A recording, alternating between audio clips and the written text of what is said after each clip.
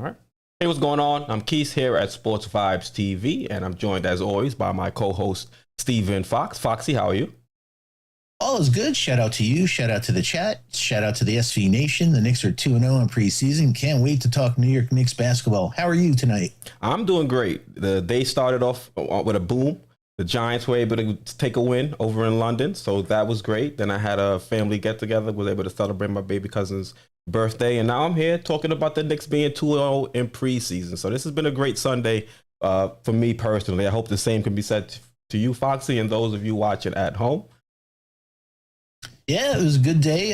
Giants won, Jets won. I thought, oh no, they're going to come back and win Dolphins, but no, maybe it's a new era. So that's why I'm saying, hey, Giants won, Jets won, Knicks are 2-0, and I'm just thinking positive. Yeah, salute to the Jets. I know I like to mess with Jets fans, but should be a pretty exciting time for you guys. We finally getting some wins under your belt with the new head coach.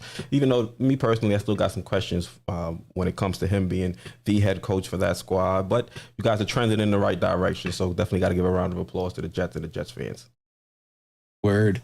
All right, so just want to jump into the chat. Still Dre, salute. Thank you for tuning in. We've also got UBG in chat. Delano Still, DSJ. How's everything going? Appreciate you, bro. Manchild, Greg. Thank you guys for tuning in. We've got a lot to discuss. There have been 2 preseason games since the last time Foxy and I have been on a stream together. So we're going to get into the players, some of the new acquisitions, see how they performed. And also we're going to talk about some of the position battles. We're going to get into who could possibly be taking away minutes and from whom. So with that being said, Foxy, let's jump into Jalen Brunson and talk about how he has impacted this team on the court. So anything you've seen from him that really has made you say, wow, this was a great acquisition? I got a bromance, so I got to watch what I say here. I'm in love with this guy, man. He is everything that we needed. We've needed a floor general for a long time, and folks, we truly have a floor general for this franchise, what we've been searching for a long time. Just everything about him, his attitude, his fundamentals. Just, did you see the way he keeps that dribble? I was going to mention that, yep. Yeah, it's just a beautiful thing. He's so fundamental. He's sound. 33 points, 9 assists, 1 turnover in 43 minutes so far in preseason. He's showing that he's the mid-range assassin that we were all thinking about. Has that closer mentality that takes us to a whole nother level. He's sneaky quick, so everybody's like, well, he's 6'1", he's not that really athletic. Well, he's getting to the hole. He's doing something right, whether it's hezzy dribbles or whatever. He's sneaky quick, and I'm just really looking forward. I think, I've talked about it. He's going to absolutely not think he's going to have a huge impact on RJ, Randle, the rest of the team, Mitch especially, both on and off the court. Just, did you hear Rick Carlisle talk about him? No, I didn't get to hear it. Fill me in. Oh, he said, in the NBA, a point guard, fair or not, becomes the leader on the floor. Jalen won't dodge that responsibility. He'll eat it up. He just said he's a very, very, very special guy. And then they talked to Jalen about his leadership, and he's like, I got to get to know the guys. Everybody's different. I'm not going to just walk in there and just, bark stuff out. That's not who I am. That's a real leader, man. This is a real leader. He talks. He's just mature beyond his years. This was a fantastic acquisition, and I'm proud of us. When we talk about 2 weeks ago, folks, here at Sports Vibe TV, we talked about him being 7th in the league and taking charges in his first game. Did you see him? Yeah. Taking elbows to the face. He was wilding. He was wilding, Foxy. I was like, woo, calm down, Brunson. We need you, bro. I know, but what I love, he has this thing where he says, whatever it takes. And that attitude is contagious. So I just absolutely love this acquisition. I just think he's going to do wonders for this team, both on and off the court. They talk about culture. This guy's all about culture. Yeah, I was excited to see what he can do. And from the jump, we saw how efficient he is as a scorer. And even in the second game against the Pacers, where he didn't shoot particularly well, he was still 9 of 9 from the free throw line. So if he's not efficient out there on shooting his field goals, at least from the free throw line, the charity stripe, he's shown the ability to knock down free throws consistently. So that's very exciting to see. Also, you talk about him being able to keep his dribble. I loved it. We saw it on a couple occasions where he was able to drive into the paint and not stop his dribble, but actually maintain his dribble and find open shooters. And I think on an occasion or two, the shooter didn't make the shot, but at least he was able to get a good look. So that type of point guard play is something we really haven't seen since for a while. I mean, you look at some of the options that we've had on the bench at point guard. I think Jalen Brunson, if you look at him, he's a massive upgrade. So you feel extremely confident about that. And you talk about RJ Barrett. I think some of RJ Barrett's best moments happened while he was sharing the court with Jalen Brunson. So that makes me extremely excited. And you talk about the charges. Me personally, I was a little bit nervous. I'm like, bro, you're out here catching elbows in a preseason game. Listen, man, we need you during the regular season, and fingers crossed the postseason. You can't be out there getting hurt. But one thing I can say that I'm cool with is the fact that I'd rather tell a player to kind of tone it down a little bit as opposed to having to tell a player to pick it up. So I think that's a good problem to have to be a little bit concerned about Jalen Brunson, doing a little too much in preseason and trying to, sacrifice his body for the betterment of the team. Yeah, but the way he's made, man, he plays only one way. I don't think he can play half-ass. Exactly, he plays one way, but he just dictates the pace for the team. And, the spacing for the team, he's just, RJ kept saying, and it's like, wow. But you watch him, he's so damn smart. You could see with his head up, you see this is the best acquisition in a long time for this team. Yep, definitely a solid acquisition. And also I see Manchild, he says Brunson's footwork is off the charts. And that's a fact. I think that's one of the main reasons he's able to get some of the open looks that he's able to shoot. Because he's able to be crafted with that footwork, maintain his dribble, keep a tight dribble, and use some of his physicality. There was one play where he kind of bodied Miles Turner, and I'm like, yeah, he's a rock. Yeah, and they called him an undersized point guard. He's moving Miles Turner, who isn't someone I would say is a small center. So I'm like, all right, you see this guy, he can be a bully. He can, command some respect in the paint by using his body to get some open looks. So that's something that was extremely encouraging to see as a Knicks fan, especially knowing that point guard has been an issue for this team for so long. So I'm going to continue to see how the team plays with him out there.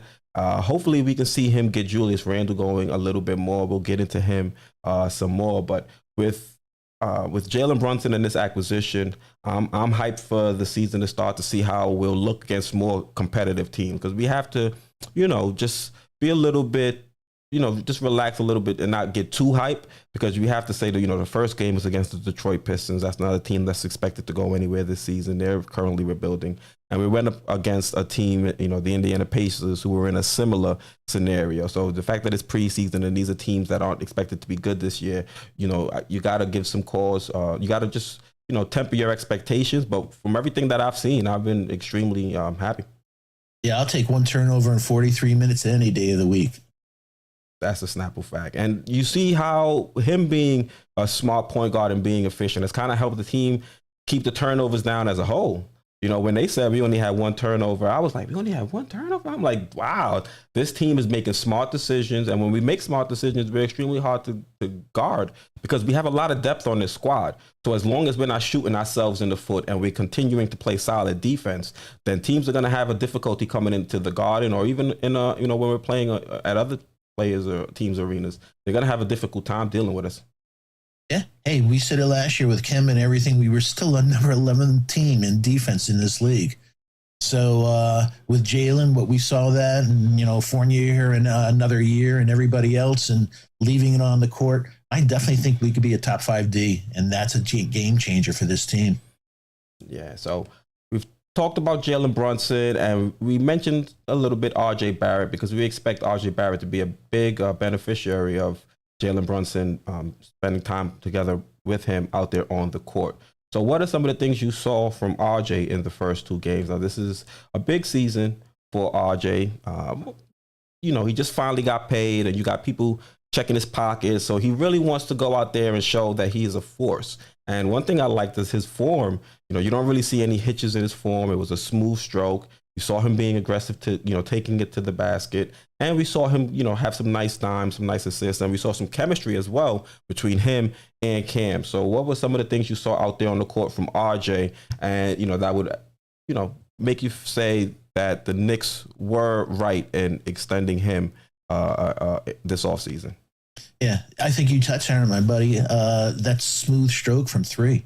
And every time he took it, it looked the same.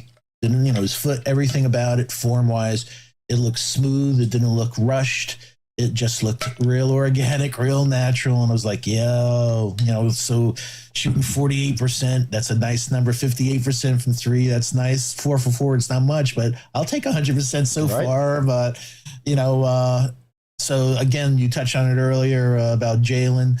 So, he's comfortable. I just want him being comfortable. He feels good. Jalen's going to make that confidence go up. And he's going to be in a lot of situations for catch and shoot this year. And I think he's going to do well. Yeah, I'm excited. You see how he looks now with a competent point guard out there on the court with him. So, this is definitely the team putting the right pieces around him to put him in a position to succeed. So we know he's a hard worker. We know that he's determined in trying to be the best player he could be. So for the front office to put, bring in a guy like Jalen Brunson to kind of help him get on track or stay on track, I think is extremely important. And you look at the 3-point shooting. For him to shoot 3 of 5 in the first game and then 4 of 7 in the second game, you have to be extremely encouraged, because coming into this season, we were looking for him to do a few things: get better shooting the 3 and get better shooting free throws, and also better at finishing. So we're already seeing him do 2 of those things, shooting the 3 and shooting the free throws. And he's doing somewhat better, I guess, at, finishing in the paint. There was a moment where Isaiah Stewart kind of swatted his shot without having to leave the floor. That was a little bit unfortunate. You would like to see RJ Barrett get a little bit more lift on that layup to try and get over as Isaiah Stewart, who's not the tallest center, but he does have a crazy wingspan. Wasn't his wingspan? He has some crazy figure. Yeah, he's way 7 foot plus. So what you want in that position. Also, he missed the dunk, so you saw the hops are not there. But hey, this is RJ, and he's a 20-point scorer, so I can deal with those other elements. But also, shout out to Tibbs. After one of the things we're looking for is after timeouts, he had a beautiful pass for a dunk to Mitch, and showing that chemistry, that he had from last year, continuing that. So having RJ continuing that from last year, and then Jalen coming on and others, and we saw Fournier with Mitch. Mitch is going to have a big smile on his face this year. Yeah. We'll get to Mitch and Fournier as well. Let's see what we have going on in the chat. We've got Mike Johnson say, trade Randle, trade Fournier, fire Tibbs, and we set. I haven't been too upset with Tibbs so far this preseason. I think, you can't really judge the rotations because it's preseason. He's going to filter in some guys that won't get minutes during the regular season. But I think for the most part, I've liked some of the lineups he's used. He hasn't overplayed guys too much. Maybe in the second game, you might say he was a little bit overzealous, I think, with RJ Barrett. I think RJ Barrett was the last starter to come out, and then he was the first starter to come back in. But that's nitpicking. It's preseason for a guy like RJ. Especially when he's in a groove, you want to see him get some of the minutes out there, and you want to see some overlap with some of the bench guys with RJ, because I think RJ has shown that he can be a catalyst either for the starters or the bench unit, because we saw in the first game when the bench unit came in with RJ, it was him, Cam, and they were looking electric out there. So I think that's one thing that I think you can look at RJ Barrett and say, all right, he is like a Swiss Army knife almost, in the way that he can go out there and ball out with anybody else on this court, and you can put out a solid lineup regardless of him being at the 2 or the 3. So I just want Tibbs to continue to be a little bit more creative on offense. And we saw him try to be a little bit creative. There was some off-ball action we saw with Deuce and some other players out there on the court. So we see him trending that way. We just need to continue to see some more of this as the regular season comes and adversity hits, because it's when adversity hits that when things start to go off the rails. Yeah, and I also loved we're up by 12, and he called 3 rapid timeouts because of missed defensive assignments. You know what? For this team to go far, we need to play top-notch defense. So I have no problem him early on, regardless of who missed the assignment, him calling in and getting in their face and being upset, and that you want to plant the seed that this defense is our identity. We can't be missing that. These are the games we've got to clean those things up because we have a brutal schedule as we've been talking about for weeks. So again, tip my hat to Tibbs for instilling that discipline. Like, hey, that's not acceptable. Facts.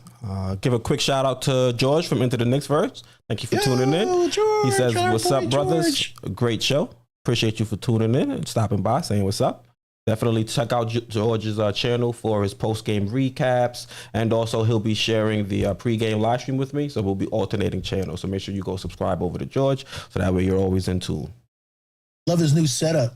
I was stoned the other night and I saw the Empire State Building. I thought I saw King Kong for a second, but I realized, I think it was having really good smoke. So, but I love my George. I hope all is well. Shout out to DSJ, the original Delano Steele Jr., Adele Chapman. Hope all is well with you and Avery, Ala Wise, Mike Johnson, Manchild. Like you said, Worldwide L. If you haven't subscribed to For the Love of the Game, the number 4 for the love of the game, both Lawrence Mayberry, the chef, Worldwide L, whatever you want to call him, and Jahard and Hardwell, whatever you want to call him. Great show. Please subscribe. Sherwin, and we'll catch up with Julian Blum, my brother.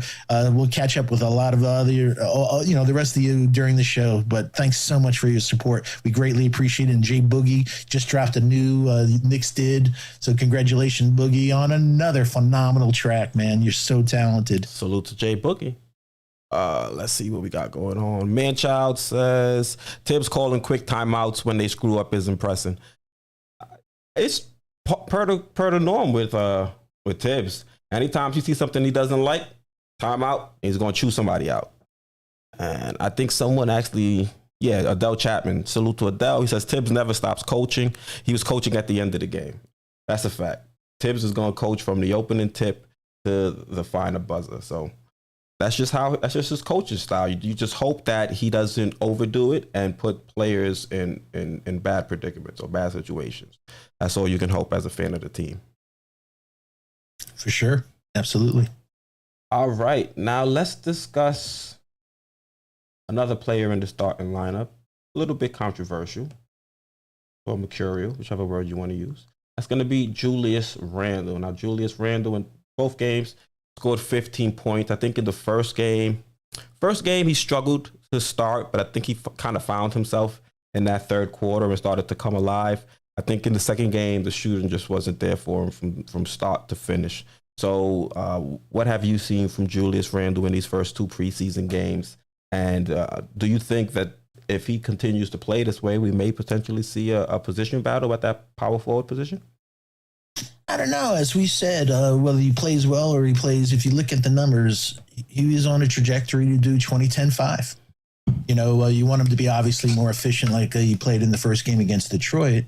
But, folks, we got to just be patient. It's going to take a little while for him because of, he's used to playing with the ball. So he's playing without the ball with Jalen there. And the team's success is going to be predicated on him learning how to play without that ball, getting to his spot. And obviously, he's going to be in a lot of catch and shoot situations this year. But, he did a few plays this year so far in this preseason that just put a huge smile on my face. One was him taking the ball into the hole and kicking it out to RJ and one for a 3 that wasn't quite a corner 3, but it was close enough. And another one was Brunson got the ball, kicked it over to Randle. Randle went down the middle, kicked it back to Brunson for a corner 3. Sweet. A lot of people, I like to just remind them that he was number 1 2 years ago in assists, meaning Julius Randle in corner 3s. So I see that going all the way. So I know we've been tough on him, but he hasn't punched a teammate in the face like somebody else in this league. We put up with some stuff, but to me, that's inexcusable what happened in Golden State, but that's another discussion. But with good coaching, Randall's an elite player. So we just have to be patient for him learning a new part of his game, playing without the ball. But I've been impressed so far. Hey, inefficiencies and stuff like that. It's preseason, guys getting their rhythm, their chemistry, their spots. Randall is good as gold, 20-10-5 every night.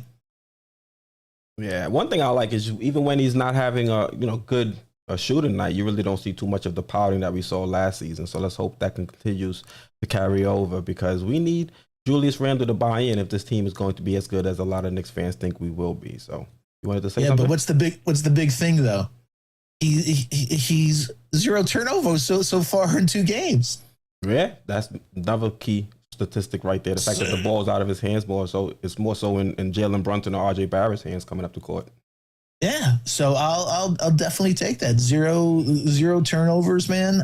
That's a huge change for Julius. But I think of so many of the times we've seen that he was trying to do too much. So again, this is something where we're seeing with the Brunson effect, we'll call it going forward, where the impact where it's like, whoa, maybe I don't have to dribble that much, or I don't have to do that. So I was working in the lab so much with Keys this week.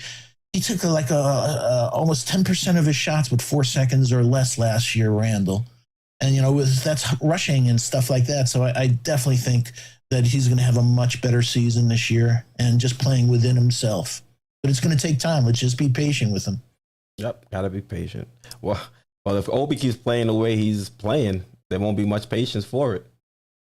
Well, that's where we're going to see with Tibbs about equity, that realizing, he's an energizer bunny, and we'll get into Obi in a second, but then you can't play him 34 minutes, meaning Randall. He's going to have to maybe do 24-24 or something like that to keep them both fresh and also just their different styles, man.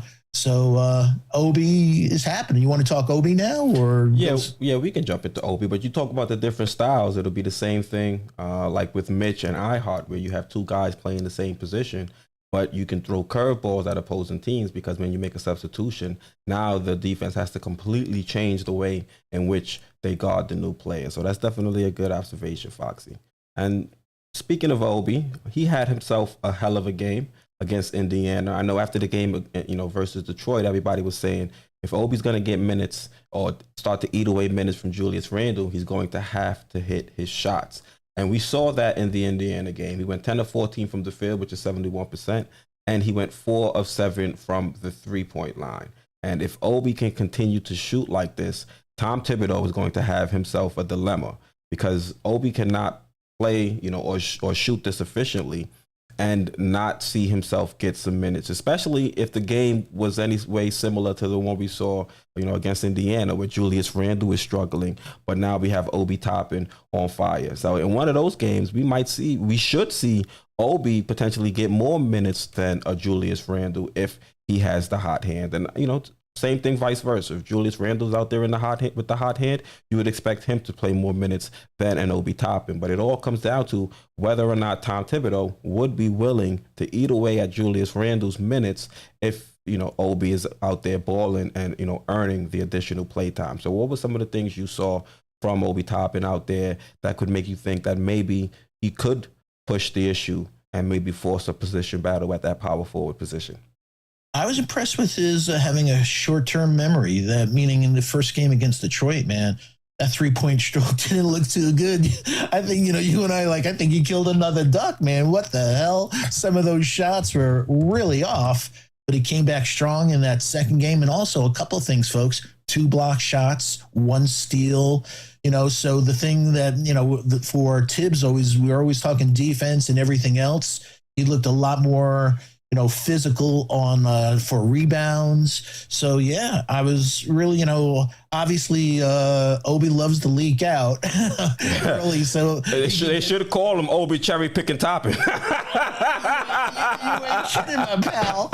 So it's like, I know he loves to leak out like that, and you get away with that in preseason, but against great teams, you're going to get caught too many times. Pretty soon they're going to make a rule. It's going to call the Obi Toppin rule. Yeah, or they're going to create an offside line. You can't cross the midcourt too soon or something like that. But that dunk with IQ's reaction, I'm still old. I'm old, folks. I can't help it. I don't like in the game doing it between, I'm like, TJ McConnell was really close to him putting that ball between his legs like that. That's what made it so epic, though, because it's almost like Obi knew it, and it was like, gotta be quicker than that.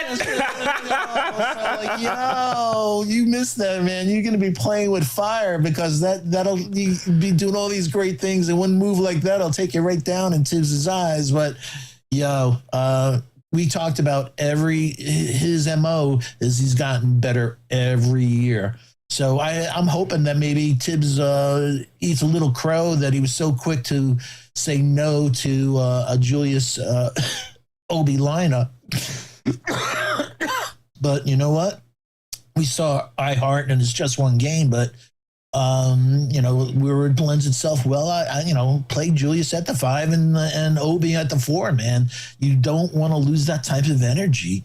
So where it lends itself well. So hopefully maybe his eyes opened up. Like maybe I give that another look. The two guys playing because I can't limit his minutes. Obi we see him playing 20 minutes. We don't want less than 20 minutes. So that means 28 minutes for Julius. So 28 or less for Julius or 20 or more for Obi. That's the target. Yeah, facts. What you call it? They just threw me off in the chat, Foxy.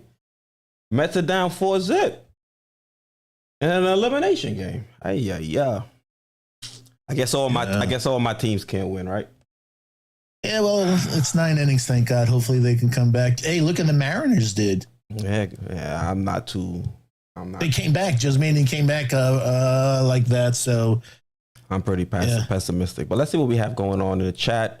Mike Johnson says Obi is a smart cherry picker. He only does it when he knows we're gonna get the rebound or steal. He knows we're gonna get the rebound.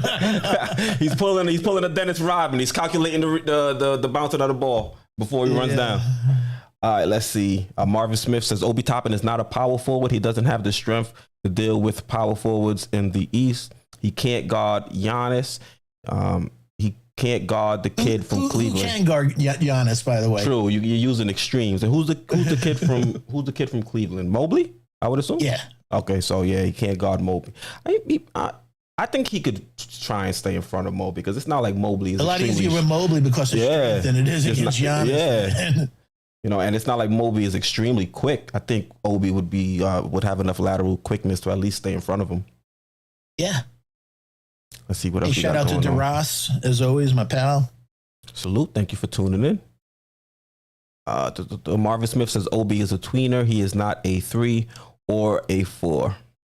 Hey, we've been saying that for a long time, man. As we said, in a perfect world, we'd have Tyrese Halliburton here and not even have this conversation. But but you know what? He's electric. Look how many, you put up those amount of points, man. How many people can put up 24 points in 20 minutes, man? He has that ability to put those points up quick. And it's really interesting with that second unit because now we have 2 players that can do that in 2 different ways. You have Obi who can do that with the athletic plays, and then you have Emmanuel quickly who can just score in bunches and definitely bring up the level of that second unit and of the arena in its entirety when it comes to the fans and feeling that type of moment where he catches fire, he knocks down 9 points in a row, and then it starts to put the team back on track. So the fact that we have 2 guys like that in the second unit, I think is great. And the fact I think both of them are going to make pushes to try and get into that starting lineup because I'm liking a lot of what I'm seeing from both Obi and IQ. Yeah, and you can see Tibbs has talked about it a while, but all SV Nation, it's obvious they have chemistry. IQ and Obi, man, they just have a really, really good chemistry. And we talked about whether it's D Rose, IQ, whether Cam, Obi and iHeart on that second team, or it's IQ, Grimes, Cam, Obi and iHeart. That's a hell of a second team. So it'd be crazy. That's why one of the first things that we're going to be seeing is, come on, Tibbs, if one thing that we're asking in this year, you looked at Golden State, you look at all these teams, expand that rotation, keep the guys fresh for the third and fourth quarter, man. That was one of our Achilles heels last year. Yep. And speaking of some guys that Tibbs could, include in the mix to keep guys fresh, would be Emmanuel quickly. Now, I think he's had a solid 2 games. He had 13 points, 3 rebounds, 2 assists in the first game against Detroit. And then he followed that up with 17 points, 3 rebounds, and 3 assists against Indiana. And one thing I'm loving from Emmanuel quickly is I see him put that weight on it, and he's actually using it out there. We talked about Jalen Brunson being able to use his size to kind of bully people in the paint. We're seeing Emmanuel quickly do something, somewhat similar. He's absorbing contact when he's going to, try and finish in the paint, and he's finishing through that contact. So I think that's definitely a major improvement. I think coming into the season, IQ said he wanted to have that, a better shooting percentage. I wanted to have that 4 in front of that field goal percentage number. So we saw that in the first game with him shooting 45%, but the 3-point wasn't really there, shooting 25%. But in the second game, 41% isn't great, but, it's serviceable, especially if you're going to go out there and shoot 50%, 3 or 5 from the 3-point line. And he also was 4-4 from the charity stripe. So what have you seen from Quick and his play out there? And do you think he's someone that could potentially battle to start? Because a lot of people, it's almost like a foregone conclusion that it'll either be Grimes or Fournier when those 2 guys are healthy, that they'll be in the position to potentially get some starting minutes. But if we see Emmanuel quickly start to cook, do you think he could force Tibbs' hand to kind of change up his original plan, which is to keep Emmanuel quickly on the second unit? I think he can, because his shooting, another playmaker there. Another thing, his defense is underrated. He's been averaging 2 steals a game. So, we talked about, we shot 39% his first 2 years. So far, it's only 2 preseason games. We knew that. But 43% field goal percentage, 40%, 4 for 10 from 3. Those are the numbers that we were talking about that we want. So you take that, plus his chemistry, plus his playmaking, 3 assists a game, 3 rebounds a game in 20 minutes. Again, very similar, like you said, God bless you, like Obi. In 20 minutes, they could put up so many points real quick. Again, because of my age and a guy like Jalen Brunson, that's more of my vision. There's times with Emmanuel, I'm like, yo, that's a little excessive dribbling. You got to cut down the dribbling. Or, but no, that wasn't really a shot I really liked. That shot selection sometimes, some questionable shots where I'm like, but he's come. Those things. Hopefully he'll learn, but. He puts the ball in the hold. He's a great foul shooter. And like you said, that additional strength, making him much stronger for finishing. A worst case scenario, he's going to be, a 90% foul shooter. You foul him, he's getting to the hole. So, yeah. So, being able to play defense like that, he has a great wingspan for his size. It gives Tibbs a lot of confidence in him. Yeah, I'm excited to see what he'll be able to do this season. Just jump into the chat. Make sure you guys smash that like button. We've got 117 people in chat, only 42 likes. Do us a solid. At least get us to that 100 threshold. That's what we like to hit on our live stream. So we greatly appreciate it. It does a lot for the channel. And just to jump into the chat, see what we got going on. We've got Sherrod. He says, don't give IQ the ball. You will most likely never get it back. That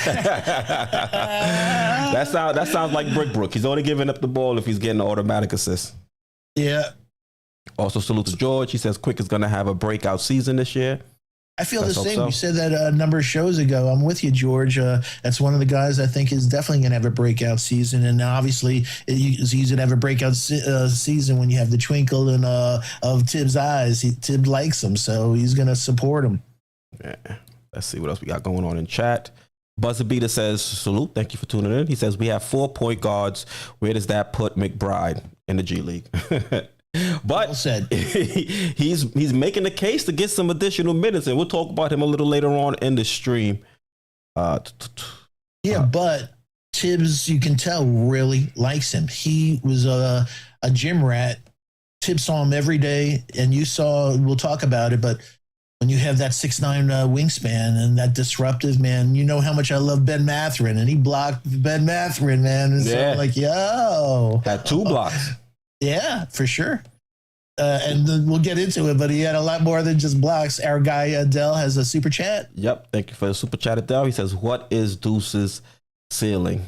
I mean, it's really hard to get an honest opinion or to give an honest take on his ceiling because we just haven't seen enough from him in the NBA game. We've seen him in the G League, but we know guys go out there and put up crazy numbers in the G League, and it doesn't necessarily equate to NBA success. So I think he can be a solid backup point guard with a little bit more seasoning. I still feel like his dribbling is a little bit robotic. And I feel like he has to get better, knocking down shots, especially off the dribble and trying to penetrate. But I think based on what he can do as a defender and the fact that he can knock down, the open three, I think he can definitely be a backup point guard in this league. Yeah, I'm with you. I think you nailed it. Until he, and that's why we said a number of streams ago that we think Jalen's going to be a huge factor. Same size, around 6'1", but that footwork on that, that people have mentioned on Jalen, and also that hezzy dribble or just his handle, that's what he has to work on until he can break down a defense, Mcbride, get to the hole, and whether finishing or kicking it out, that's going to be huge. And also, his shot needs a little more arc. It's a little too much of a line drive for my liking.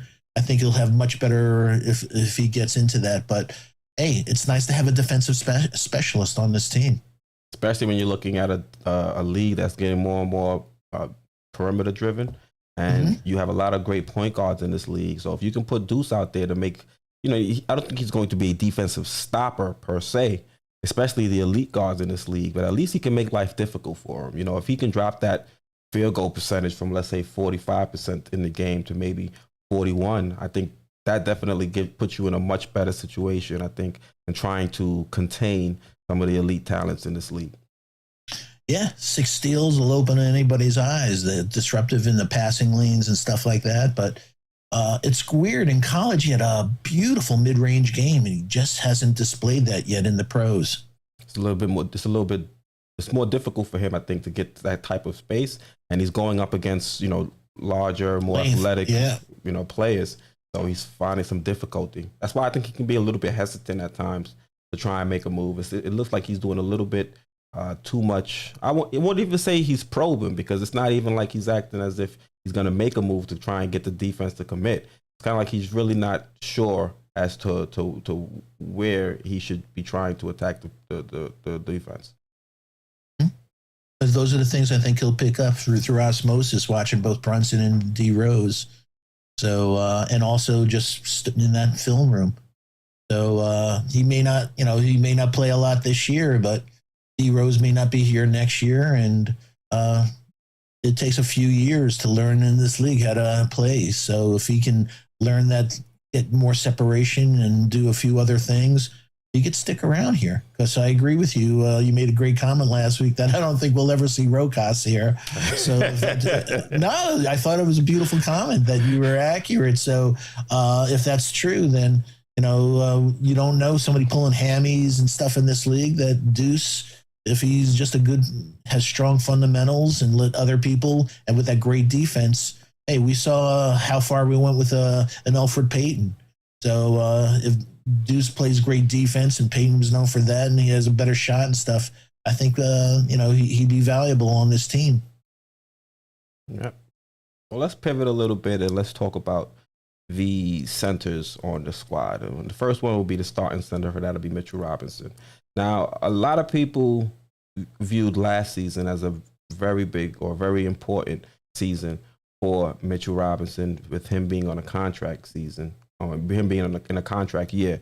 For me personally, I think this is going to be just as important of a season, because we'll be able to see how Mitchell Robinson responds to finally getting, quote unquote, the bag. And everything I've seen so far has been a plus. He's come in, he looks, in much better shape. The conditioning is there. We saw last preseason he was returning from an injury. So he, you saw after 5-6 minutes, he was out there huffing and puffing. Now he doesn't really look too tired after, some extended stretches, an extended stretch of play.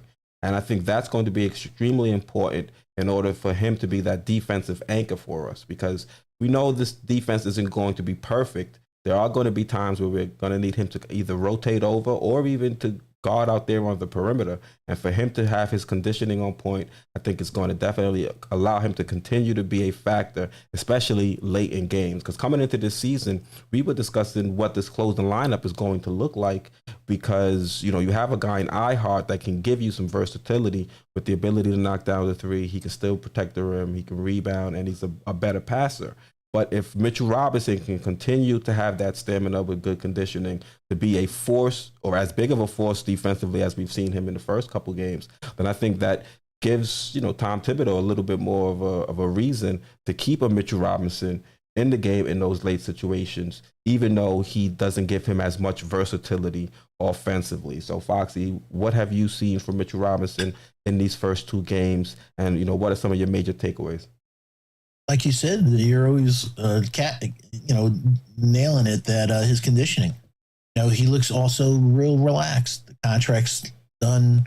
He's in great condition. There seems to be a loyalty now, that he really, he's comfortable. He has his contract. He's in good condition. He wants to lay it out there for the team. So he seems like he has that old bounce back. And like we said, man, I definitely see a double-double this year for him. Every game, both points and rebounds. He is, Tibbs said it. I'll second the motion. And SV Nation, I'm sure you're behind. If he's not the best, he's definitely top three best offensive rebounder in this league. He's just elite.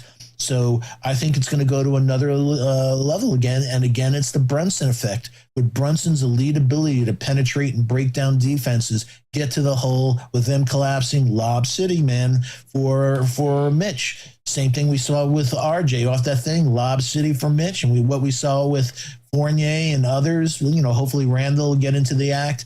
But I think, he'll be able to hit double-doubles and without taking a jumper, or taking a little jump hook this season. So hopefully we'll see that, hopefully iHeart and a few other things, and hopefully Tibbs and the assistant coaches are saying, take the shot. We don't care if you don't make it. Just take the shot. We believe in you, Mitch, and let him just have a good time.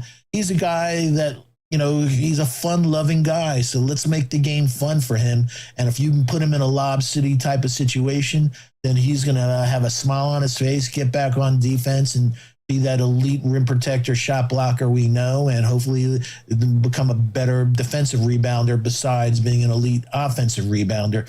So, let's go, Mitch. Stay healthy, and he only taken 2 foul shots so far this year, but he nailed them. They were line drives at 35 miles per hour, but they went in. That's all that counts. So, go Mitch, go, man. I'm real happy for him, and I'm real happy for us, too. Yeah, with Mitch, I like the fact that we saw him try to do a little bit of a drop step. So at least he's showing a willingness to make some moves out there if he has the opportunity to do so. Now, of course, it was a turnover. You're not thrilled about it being a turnover, but preseason, you can live with it as long as you see that he's trying to take the initiative and work on his game. So I'd like to see him try to do a little bit more offensively with the ball in his hands. And when I say with the ball in his hands, I don't mean, going ISO or try to do some of the things we see him practice in the offseason. But at least, maybe a little bit of a post up, especially if he gets a mismatch. That's what I would like to see a little bit more. When Mitchell Robinson finally gets a mismatch, I want to see him be able to attack, and I want to see his teammates look for him and notice that he has the mismatch. Because at the end of the day, by the time Mitch has the mismatch, he's not going to have the ball in his hands. So he's going to need help from his teammates. And I think with a guy like Jalen Brunson, if he has the ball, he's going to notice those type of things. Look at the RJ Barrett. I think RJ Barrett, he's a willing passer to get Mitchell Robinson involved. So I think we have the guys out there on the court that'll help him get in the mix offensively. But I just want to see him do a little bit more and kind of open up that repertoire and show us what he can do. Yeah, and we've talked about the Time Lords and the Capellas.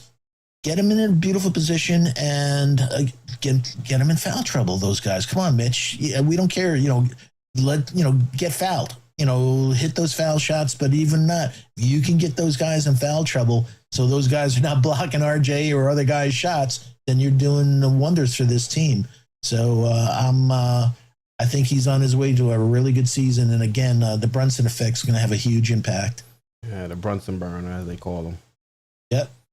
Let's see what we have going on. So we see Pudge Nice has played Mitch less minutes. Sims needs more minutes. Jericho played great as well. I think we could see a role for a Jericho Sims. If you look at a guy like Rudy Gobert, the Utah Jazz, in order to get to them, you would try to get switches and get Rudy Gobert out there on the perimeter and try to attack them that way. If he's not in the paint, he's not there to try and stop scorers from getting into the paint and finishing. So I think if teams try to do that with Mitchell Robinson or even iHeart and they, don't live up to Tibbs' expectations, when it comes to, guarding out there on the perimeter. I think Jericho Sims would then find him a perfect role for him. I think he's shown the ability to at least stay in front of guards out there on the perimeter. So if that's something that opposing teams are trying to do to expose us defensively, I think that's when we'll find Jericho Sims to have a legitimate role. But until then, I think he'll just be an extra body until Mitch or iHeart need a break or something like that. That or iHeart has a history of getting into foul trouble. He's really aggressive and he gets fouls. So I think if he gets in foul trouble, we'll see Sims. And hey, did you see him bringing the ball up? He's agile. Yeah. Mm-hmm. 6 rebounds in I think 12 minutes. So the ball likes his hands on rebounds like that. So we talked about Golden State last year with Kuminga and with Moses Moody, etc. The young guys. Just give Jericho here or there 5 minutes, man, and watch his development before our eyes. But I think he's a really good, third center on this team. Like I said, whether Mitch or Isaiah gets in foul problems or they have a little nagging injury this guy is definitely going to have rebounds for us and do things for us. So I think we talked about it. I think we have the strongest, 5 unit in the league. Yep, totally agree with you there, Foxy. And speaking of iHeart, used the wrong camera. Speaking of iHeart, I think, he kind of frustrated me in that second game. I'm like, bro, you are picking up way too many fouls. First game, I was like, yes, I like this iHeart signing. This guy is draining threes. He's rebounding, he's defending, and all that. But then the second game, I'm like, bro, you can't carry this into the regular season. It's not the fact that you're fouling. A lot of them are just terrible fouls. And I think he had one where it was like back-to-back foul calls, and I'm like, bro, you didn't learn the first time. So exactly. that's definitely something. That's been his MO so far in this league, that he does all these things, but he also can get in foul trouble real quick, man. Yeah. So how have, outside of the foul trouble, since we discussed that, what did you like from iHeart, and what are some of the differences that he can bring to this ball club when he's replacing Mitchell Robinson? Well, you, me, and the SV Nation in that first game were like, oh my God, we got a glimpse of what a stretch 5 can do for this team. So him draining that and opening up the lanes and everything. And we haven't had really seen an opportunity for him to showcase his passing skills. I think he had one beautiful pass and Deuce blew the layup. But so we'll see him. And again, we have to be patient. He's with new guys, whether it's Cam or others, talking about it's a weird thing, man, playing with new guys, learning them, and all those other things. So we got to be patient, and I'm sure he was all amped up playing in the Garden and stuff like that. iHeart, so he'll calm down. Othello Harrington's our new big man whisperer, so hopefully he'll calm him down and he'll play within himself and showcase those skills. Yeah, because we can definitely utilize his skill set, but he has to be on the court for us to do that. So for him to be getting these boneheaded fouls, not only does it take him off the court, but it also puts the opposing team at the charity stripe and gives them free opportunities to get points. So definitely something he's going to have to work on. And if not, like you said, like we've said here on the channel, we've got Jericho Sims that can easily step in if iHeart proves that he can't, be trusted to stay out there on the court without giving up a foul. Exactly. Let's see what we have going on in the chat. Cody says Sims played well end of last season, starting off the season, picking up where he left off. Yeah, I mean, the groin issue was a little bit concerning, but the fact that he was healthy enough to play, I think, is good.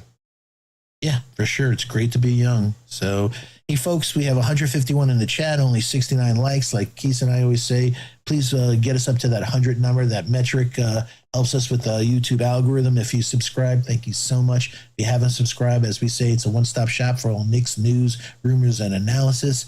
Please hit that all reminder bell so you don't miss out on any of the wonderful content. Please share the link on your favorite social media platforms. Hey, shout out to the Replay Gang. If you can't catch us live, we love chopping it up and answering all your comments. So please drop those comments. And last but not least, shout out to the best mods on the planet. We appreciate all you do. Hey, Foxy, I got a funny one here from Adele, our guy Adele. He says, I think I finally gave up on the Frank Hive. Bro, you should have jumped ship a long time ago. Join the party. Yeah. Let's see what else. JG says, agree. His fouling tendencies remind me of Sims last season. Yeah, definitely something that we haven't seen enough of Sims, though. We have to see if he's able to get over some of those fouling concerns. I mean, I was there in the summer league. I don't remember him racking up too many fouls in the summer league. So hopefully, you know, in the regular season, he can continue that. Let's see. It's been a long journey for iHeart, 3 years in the G League and stuff like that. So hopefully he learned a lot of lessons to make it here. And one of those is, you know, you got to be on the court to do good things. You can't get them dumb fouls. Yep. Still Dre says, with half a season of real experience, Sims can be starting material. Y'all remember him getting the best of Embiid on a couple possessions. Not for the game. Just a little. All right, let's see what else we got going on here. Willie Cruz says, iHeart is just a backup, so I wouldn't get too crazy about it. Yeah, and you can see why he's just a backup. Mm-hmm. Abdul from San Diego, he says, what up, guys? Thank you. Oh, no, he didn't say thank you. I'm supposed to say thank you. But he said, what up, guys? New follower. Thank you, Abdul from San Diego. We greatly appreciate it. Thank you for joining the SVT family. Hey, SV Nation, do me a favor. Reach out to Abdul. Welcome to the family. If you are new, please put new so we can give you a proper shout out. We appreciate all of our subscribers, but the new ones, we want to give a special hello. Yep. Thank you for joining the squad. We greatly appreciate all the support. We'll be live streaming Sundays, usually at 6:15, but I do have to give an apology. I had a family get together I had to attend. So this stream was a little bit later, but thank you guys for still pulling up and showing support. And also Foxy, thank you for being able to show up, you know, a little bit later and holding us down. So I greatly appreciate it. Well, what Keith says is not true. He was hanging out at this crazy farm up in Connecticut, doing all these crazy things. So that's why. But if I was him, I'd be late too.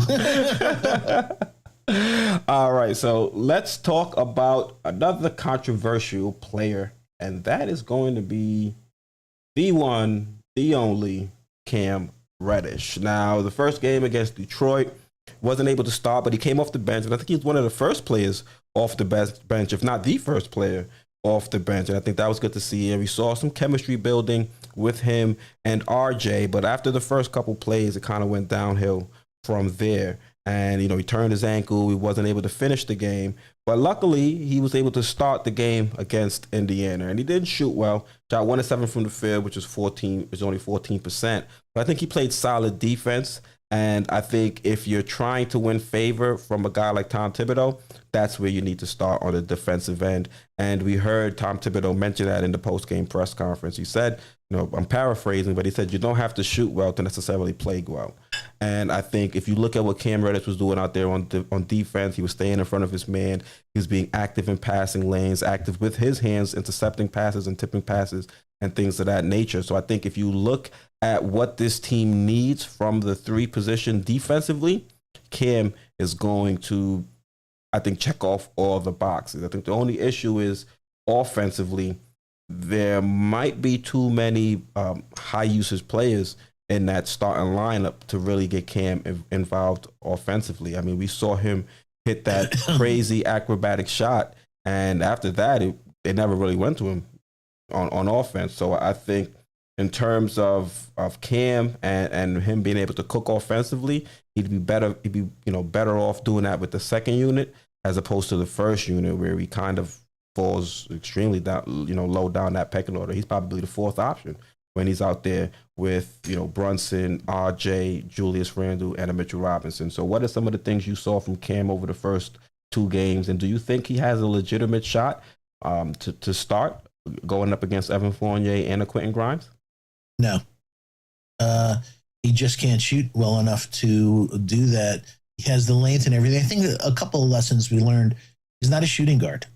He's a small forward, or, there's the term 3-and-D, and a lot of people, if you think about a lot of 3-and-Ds in this league, a lot of them are not shot creators. They're great on defense. They have long and they can hit threes. And we saw, again, we're going to say we have to be patient. He's rusty, and he's a player whose game's based on rhythm. So his rhythm was all off. One play, I think he crashed in, or was about to crash into Randle. He just looked out of it, so hopefully, but the problem is, and we've talked about, we did the math for a couple of streams about where the minutes are going to go. He needs minutes to get rhythm, and I just don't know if he's going to get those minutes. And, Tibbs, God bless him, he's been consistent, whether with Knox or since he's been here, saying, hey, it's a multifaceted game. If you're not shooting, you better play great defense, you better rebound, you got to do those things. So he's averaging a steal with per game, and a half a block per game, which is good, 1.5 assists, but he's shooting 15% field goal percentage, 20% from three. And that's just, and we did a show a number of weeks ago where we showed, from cleaning the glass, his history. And as, what you, me, George, and a few others say, the blue don't lie. He's never really been a good shooter, folks. So he's not a bad 3-point shooter, but he's not a great shooter. And, if you're going to play the shooting guard in this league, you have to be a great shooter. So he's really truly a 3. He's not a 2. So, so we'll see. I just don't know, especially with everything that went on in the first 2 games. Grimes wasn't here. When Grimes comes back, where are the minutes going to be for him? Hopefully there'll be some minutes because, again, hopefully he'll impress on that defense. And also I was impressed that from the grit that he was like, no, put me in the game. I'll play on one leg, man. I can't lose minutes because I stepped on a stupid ref's foot. So I'm glad he was gritty that way and toughed it out. But he's going to have to turn on this offensive game in the last 2 exhibition games. Otherwise, he's going to just get a couple of minutes here or there unless there's an injury. Yeah, Cam better be begging to play and begging to get back in because got that right. The clock is ticking, and these were some of the best opportunities he's probably going to have to make an impression with Tom Thibodeau. Hopefully he made the impression with his defense, but offensively he just wasn't clicking. And you see some of the flashes. That layup he made. He's probably the only Knick on the squad that can make a shot that difficult. It's just the moments are just too far and few between. And I think he's going to have to continue. He's going to have to hope that he'll continue to get opportunities here in preseason because Fournier, it's not like Fournier is going to be out long term. He was out for a rest day. And we don't necessarily know when Quentin Grimes is going to be back. So once Quentin Grimes comes back, we may only see Cam in the fourth quarter, like we see with most of the guys that don't really have a role on this team in the regular season. So you hope that Cam would get, more than just 2 opportunities to really make an impression with this coaching staff. But in order for him to get a legitimate shot, he's going to have to hope that Grimes still isn't able to come back. And that when, he is given the opportunity again to go out there, he can light it up because he's going to need something spectacular. He's going to need something either, the 5 or 6 steals that Deuce had, or he's going to need 24 points like Obi had. He's going to need one of those games where, the media, the fans are going to start saying, all right, he's shown us something or shown us enough that would warrant, us having to reassess the minute distribution at that position. So hopefully he's able to get the opportunity to go out there and do that. I still have faith in him. But at the end of the day, you have to be out there performing well in order to take minutes from another guy. And, defensively, solid. But offensively, we still need to see a little bit more because, shooting 17%, shooting 14%, that's not going to help us succeed long term. Yeah, and last year he was in the 5 percentile, which is terrible, at finishing at the rim. So he has this elite, effortless ability to get to the rim. But we saw, Peyton having elite skills getting to the rim, but finishing is a whole different thing. He couldn't finish, so he has to really do all these things he's never really been a good shooter, folks. So we're asking him to, hopefully we see a jump or a leap in his talent, but that's never really been who he is. I think on the second team, I think hopefully his confidence that he could rock at the 3 position with whether it's D Rose, IQ, Cam, Obi, and iHeart. but I don't see him breaking the starting lineup. If he were to break the starting lineup, what would he have to do in your eyes? What kind of performance would he have to go out there and give over these next couple games? We'll just go to the numbers that he's going to have to shoot over 40% field goal percentage. He's going to have to shoot about 36% from three. He's going to have to do that because we'll go over some numbers in a few minutes. We were in the lab this week, Keith and I, and we think we came up with a Sports Vibe TV exclusive learning a little more about Tibbs or what this team has to do. And it's just really difficult. History repeats itself. If he shoots like he has in the past, he just can't. He's not going to be able to be in the lineup. I think he's much better in a transition type of, a fast break transition type of offense, not a slow paced, offense. So maybe on the second team he'll have, but he just won't have the minutes. And like we said, he's a rhythm player, and it's very difficult to get a rhythm playing only like 10 minutes a game. So let's look at some of the catch and shoot numbers for Cam and some of the other guys. I'm going to put it up on screen. So we can see last year, Cam shot 39% on catch and shoot threes, but that could potentially be an anomaly because if you look at the previous 2 years, you're seeing 27% from three, and you're seeing 34% from three in his rookie season. Also, we have on screen IQ. He shot 33% last season on catch and shoot threes, and you can see during his rookie season, he was phenomenal in catch and shoot situations, shooting 47% from three. That was the D-Rose impact. So that was the D-Rose that first year where D-Rose would penetrate and kick it out to him, or catch and shoot where he was able to square up. Last year he was doing a lot more shots off the dribble, and not necessarily, you saw the impact on it. And also one of the things, folks, it's really interesting when we went through this catch and shoot scenario, and we'll go over a few other players that never realized until we went through these numbers that especially there's virtually no pick and pop on this team. There's no catch and shoot from the elbows on this team. So there's an asterisk next to everybody on the 2-point percentage that there's just nobody does catch and shoot on this team from two. So almost all of their catch and shoots are from three.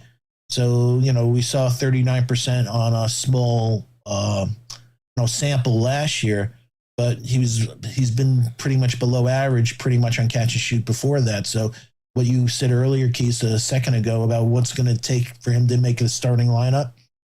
One of the things that made us go into the lab, folks, was that the Brunson impact, that when you talk to Tibbs, his first press conference, he talked about his prototype point guard who could break down a defense, penetrate, either finish or kick it out. And he has that now with Brunson. But with that, the impact of that is we're going to need catch and shoot players. We're going to have more catch and shoot opportunities and hopefully open opportunities for guys to put the ball, take those shots with Brunson doing his thing. And so we're comfortable that IQ we saw with D-Rose his first year, that if he's there, but if Cam shoots below league average from three there, I just don't know with some of the other players we on this roster how that Tibbs would keep him, and why Tibbs made the comment about Fournier, etc. We have the numbers for some of the other players or the other options at the position to see what they shot in catch and shoot 3-point situations. And as you can see, Evan Fournier is a sharpshooter. He shot in over 40%. He shot over 40% from three in catch and shoot situations for 4 of the last 5 seasons. The only time he fell below that mark was in 18-19, where he shot 37% from three. And you can see Quentin Grimes, he shot 41% in catch and shoot situations. And somebody actually commented and said I was crazy for saying that Quentin Grimes can shoot just as well as Evan Fournier in catch and shoot situations. I gave Evan Fournier the edge in moving threes and potentially shooting threes off the dribble. But in catch and shoot situations last year, Quentin Grimes was better, and I think Quentin Grimes will continue to either be as good in those situations or maybe get a little bit better. So, Foxy, anything you want to say about these two guys? Yeah, well, it's a real small sample for Grimes versus Evan, but you nailed it. So we got into Tibbs' head. Why would Tibbs want to play Fournier? Because he's taken a step back saying, Brunson's going to do everything that I wanted to do. And we need a guy that he's going to kick it out to who's going to drain it. Evan's going to drain it. That's elite shooting from three. And we said, hey, Grimes shot 40% in college from three. He shot 40% his first year from three. And there's a really good shot as he comes back with that great defense and everything. He'll do that. But Evan has the proven track record. So it makes sense why Tibbs put him in there. I know all of us are saying, oh my God, the defense guy can shoot. He can shoot. And you saw it's consistently over 5 years, he's up at that mark. And that's why he's in the lineup, folks, why Tibbs wants him in the lineup. Yep, and I hear Tibbs. He got a realistic gripe, but he can shoot that on the bench. In Grimes, he can start, he can shoot a 41%, and he can give you the defense. I think if you look at that second unit, if we have Quick out there, we have iHeart out there, I think we have enough defenders around Evan Fournier to allow him to just worry about, being a walking bucket, being a sharpshooter, and doing what he can do out there offensively. And then you have iHeart there for the rim protection. So just in case Evan Fournier gets beat, you do have somebody back there. You have Quick, who, he has, good wingspan. He can play passing lanes, play solid defense. And Obi, he's not, the greatest defensively, but he has the athleticism to kind of recover. So I think Evan Fournier would be a solid addition to that second unit if Quentin Grimes returns healthy and is given a starting opportunity. Or when we look at the numbers, he's valuable on first or second unit. When you can shoot threes like that, and we went over the math that if you shoot 33% from three, you're just as valuable as shooting somebody that shoots 50% from two because of that extra point. So, yeah, man, Evan's the dude. He's the shooter. He's doing everything that we brought him over to. And also another year under Tibbs, that first year I'm meaning on defense, I think he'll be better on defense this year. He's not going to be an all NBA defensive player, but I think he'll be better than he was last year. Just knows the scheme better. Yep, and we talked about 4 guys already, and let's talk about 2 more. These 2 guys are major pieces of the starting lineup, and that's going to be Julius Randle and RJ Barrett. So this is how they shot in catch and shoot situations throughout over the last 3 years for RJ and 5 years for Julius Randle. And as you can see, the only season in which they both shot 40% in those catch and shoots 3-point situations was during the season when fans weren't allowed into the arena. So that is a little bit concerning. At least you can see RJ was able to shoot 37% last season, and so far this preseason his stroke has looked good.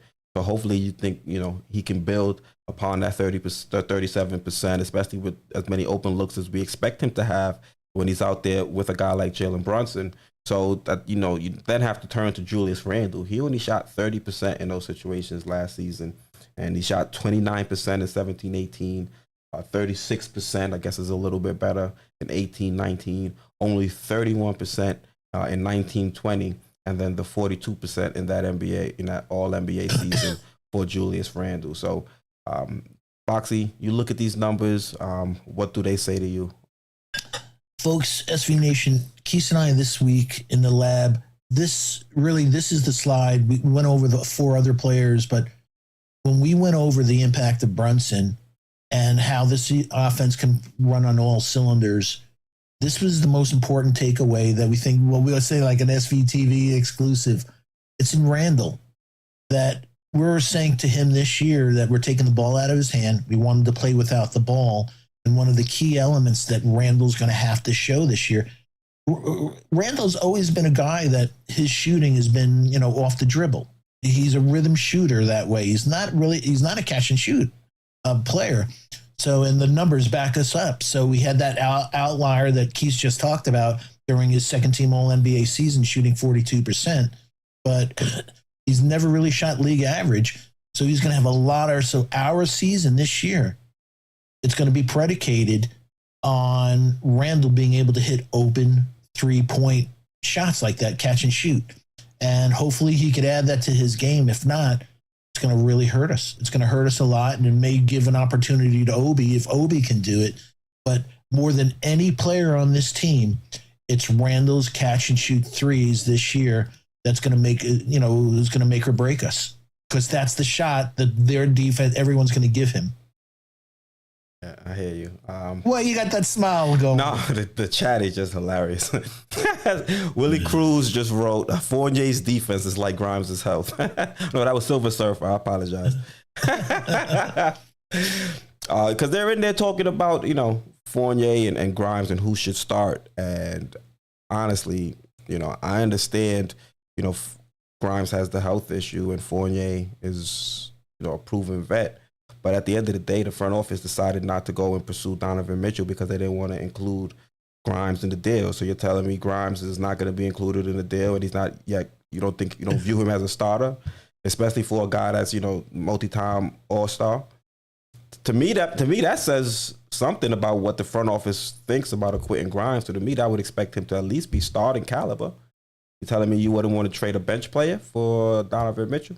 But that's why I think it only makes sense for Grimes to be fast-tracked into a starter and see what he can do. With you. But it's a win-win when you can shoot 40%. First team, second team, Fournier will be valuable to us. Because on that second team, if D Rose, and I think D Rose is going to get some burn on this team, he has the same skills as Brunson, breaking down defense now that he's 20 pounds lighter, playing at the rookie. He's as healthy as he's been, getting to the hole and kicking it out. We saw on IQ his numbers on his first year that IQ shot 47% from three. A lot of that's attributed to him having open looks because of D Rose. So, but folks, this is the slide we want you to remember that, that the catch and shoot is really important. And if Randle can't shoot league average around 35% this year from three, it's going to kill us. And we said it coming into this season. We don't know if Randle's going to be not good enough, but be able to adjust his game to play off ball, which will be important with the addition of Jalen Brunson. And his shooting numbers don't necessarily give us much hope, I guess. I don't want to sound too negative like that, but if we're going off the numbers, it would say that he's not going to be the type of shooter out there at the four that's going to have the necessary gravity to help keep, the spacing right out there on the court. So it remains to be seen, but hopefully, fingers crossed, we've seen Julius Randle in the gym, and hopefully he can knock down the shot on those catch and shoot threes. Yeah, but the thing that I'd love to see innovation, and we've talked about it from Tibbs and stuff like that, is bring it in. That we saw Randle's at his best when he's shooting twos. So the one thing that we saw LaMarcus Aldridge, we've seen, Horton, we saw Karl Malone, a lot of guys off the pick and roll doing pick and pops from the elbows. So we've never really seen Julius, with Brunson. Let's take advantage of it. So let's bring him in from that 3-point line and let him hit those, I have an asterisk there because literally he only takes one. He took less than one. Literally 0.4 of his shots are catch and shoot twos. Almost all his shots, when he does a catch and shoot, are from three. So so if you can't nail that one, it's a lot better for you to shoot, like 8 feet closer to the basket. So let's think that way. So let's see another part of his offense where he does some pick and pops. Fingers crossed. You don't really see too many pick and pops, I think, in this offense. For the most part, it's just pick and roll. You don't see pick and pops. You don't see cutters. Yeah, you don't see a lot in this offense. Yeah, but it's preseason, so hopefully they can continue to add to the offense. Excuse me. Am I boring you? No. I belched. No. All right, Foxy. So let's jump into. We saw what this team has been able to do over the first two games. Let's look and see exactly what the keys to this 2023 season will be in order for us to be a successful squad. So we'll start with offense, and we have the team's rankings up on screen. So we were 26th in points scored. We were 22nd in offensive rating. We were 30th in third quarter points. We were 26th in fourth quarter points. We were 30th in points in the paint. And we were fourth in offensive rebounding, thanks to a combination of Mitchell Robinson and Julius Randle. Honestly, if we continue to play like we have in these first two games, we're going to definitely be top 15, at least in a lot of these rankings. So, Foxy, what have you seen from this squad so far? And do you think we have the players in-house in order to be better, be a better team offensively? than we were last season? Brunson changes everything. Absolutely, I think we're going to be a much better offense. And what we see here is our Achilles heel last year was third quarter, fourth quarter. To be 30th in the league. So whether by the way, just we were 19th in first quarter, 20th in second quarter, but then we went downhill from there. Once right after halftime, 30th in third quarter points. That's just hard to come back in this league from. And if you do come back, there's a real reason why we couldn't close out games. They were exhausted because they were coming back from having such a bad third quarter that they had nothing left in the tank for the fourth quarter. And that's why we were 26. But all the things that you hear Tibbs talking about, points in the paint and everything else, so 22nd, 26th, it's just not going to make it for us. So that's where, we need us, where Brunson, I think, hopefully will have a major, major impact on that. And the thing that I'm most impressed in the first two games is that we're averaging 24 fast break points, and which puts us second so far in preseason. But pace is a really, if we go to the next slide on offense oh, that's defense. Oh, okay. Is that on shooting there, but just meaning one of the things on shooting, and we've been talking about it, folks, is we can't be 26 in the league in foul total. We shot 96% yesterday, 96.3 from the foul line. We're not going to be shooting 96.3 all the time, but we can't be 26 in the foul. We gave away games last year because we couldn't shoot fouls, and we had guys last year who didn't average 20 points a game because they didn't shoot as well as they could from the foul line. 27th in field goal percentage. 30th in attempts, field goal attempts at just 37.7. 24th in attempts at 86.2, and it just goes from there. 30th in 2 points. We talked about. We were good in 13th% from 3-point, and that's great, especially in this league. But we have to just get better in the shooting element of it. It's just really, really critical for us to go to the next level. It's going to take that. And do you have the ball movement one? No, I don't think I have the ball movement one. Okay, that is really one of the key ones. Last year, folks, we were 30th in assists with 21.9 assists per game. We were 25th in assist-to-turnover ratio last year. We were 29th in pace, which is huge. And that's why, seeing that we're second in fast break points is really, really important, because pace, if you have a slow pace, that allows the defense to set. And I think a lot of reason why we didn't shoot well is we have such a slow pace. Their defense is setting. There's just such elite talent in this league. You don't want them setting. You're being set on D, man. You want, quick ball, getting rebounds, kick that ball out and moving that ball. So we were 30th in the league last year in finishing off a cut. So, Keese has been bringing this up forever. Where do we see cuts, cutting guys, hard cuts too, on this team? We see it Obi from the baseline on the second team, but, we haven't really seen that. So when you're 30th in the league off a cut and everything, people are saying that's not what they're going to do. They're going to be able to cheat and say they're just going to be checking up from the 3. They're not going to really doing a lot from 2. And we were 25th in fast break points last season at 10.6. So those are the really key things that I think, ball movement and also player movement.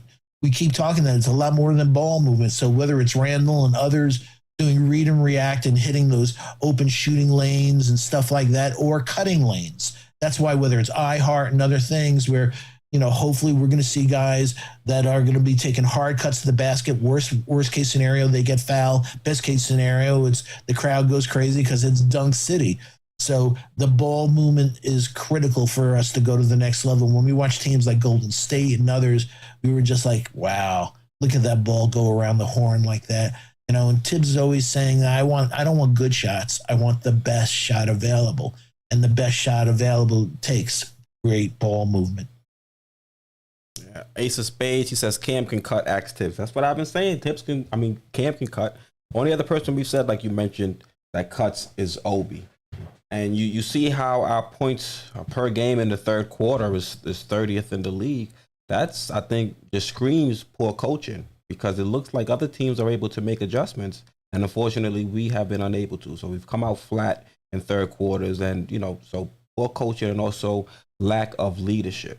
So let's also shout out to Ace of Spade. I think he nailed it, and that we talked about his shooting, but he has incredible length and everything. Cutting is what you want to take advantage. That's a skill that he has that we haven't, really taken advantage of that, unrealized potential as a cutter. Yep. So now let's look at this squad and what we did last season defensively. I think that's definitely the bright spot of this squad. You can see that we were 6th in 22 in points allowed. We were 11th in defensive rating. We were 5th in field goal percentage, an allowed field goal percentage. 11th in allowed 2-point percentage. 6th in allowed 3-point percentage, and 8th in defensive effective field goals. And we also... And that's with Kemba, that's with Fournier, with all of that. We were still a top, 11th in defensive rating, 6th in points allowed. So with Jalen here leaving it on, we talked about him, just the grittiness, the toughness, taking those charges, being smart, moving those feet and everything else, whether it's Grimes there, whomever is there. I absolutely think we could be a top 5 defensive team this year, without question. Especially if we have somebody like Grimes at that starting unit. I think it can definitely be a goal for this squad, especially looking at how we were able to perform last season. We have all the right pieces. We have a coach who is a defensive-minded head coach. We have a defender in Mitchell Robinson, who I think is one of the best rim protectors in the league. We have guys like Jalen Brunson, who he may not be the best perimeter defender, but he's willing to sacrifice his body and draw charges. And you have a guy in RJ Barrett who has already said he wanted to commit to being commit to guarding the opposing team's best perimeter threat, and he has the tools in order to be a solid defender. So I think it's definitely well within our reach to be, a top 3, top 5 team defensively. Yeah, and that's disruptive and especially if you're able to have multiple guys, so everybody keeps staying fresh. Another guy comes in with that defensive mentality, they have their stint, and then the other guy comes back refreshed with that same defensive mentality. So absolutely, but 24th in deflections, 27th in steals. That's what is the genesis of fast break points and stuff like that, getting it going. So we're great on 3-point things, and a lot of times it's long rebounds off those 3-pointers. Let's get going, man. Especially we know that second team is going to be showtime. We need to just increase that pace. And Tips keeps preaching pace, but there was moments, where it seemed like there was one moment, I think, in the first game against the Pistons, where it was either the first or the second quarter, and I'm listening to Tips say we need to play with pace, blah blah blah, and I'm seeing Julius Randle just casually stroll up with the ball, and I'm like, all right, this is not the pace we're talking about. Not at a snail's pace, but with some urgency, please. But for the most part in that game, in the first 2 games, we've been moving the ball up and down the court. So, you look at the second squad in the league. Yeah, you look at the squad. We have a lot of young guys. This team is extremely young, and there's a lot of players that thrive on this team in the open court. So we need to continue to put them in situations like that. And deflection, steals, like you mentioned, are 2 of the best ways in order to do that. And we have guys that can get steals, whether that be a Deuce McBride, Cam. If those guys are in the rotation, it should only make us better defensively, even if it may take away from the squad as a whole offensively. But defensively, those guys are players you can plug in and still be an extremely dangerous team defensively. Yeah, and one of the things I heard from both Mitch in an interview and from iHeart in the game, I love hearing them talk. Communication, one of the key things that you and I and the SV Nation said last year is like, where's the chatter on defense? Them screaming out defensive assignments, pointing, no, you go over there. We didn't hear that, man. So Mitch talking about that, iHeart actually in the game screaming like that. That's what we want, man. We want those guys talking it up, clapping it up, and saying, and communicating on that. And if not, we're going to have a timeout real quick from Tibbs. Yep. And he's not shy to call those timeouts and chew out the squad. I love that. Yeah. That's for sure. Speaking of Tibbs, I think he's the next one we have. Yeah, Tibbs. So looking at Tibbs, keys to the Knicks 2023 season, you've got development of the young core, players like Randle, players like RJ, Randle, Toppin, and then, minutes management, how he's going to divvy up those minutes between the young core and older players like a Randle, like an Evan Fournier, like a Derrick Rose. Same thing with the rotations, 10-man, 12-man. Is he going to extend things and use the full depth of this team to his advantage? Offensive scheme, innovation. I mean, for the most part, we know what he's going to try to do. He wants to get penetration, force the defense to collapse, and then at that point, spray it to the open man. But are we going to see anything else added to this offense? Are we going to see, off-ball screens? Are we going to see more cutting like we've discussed?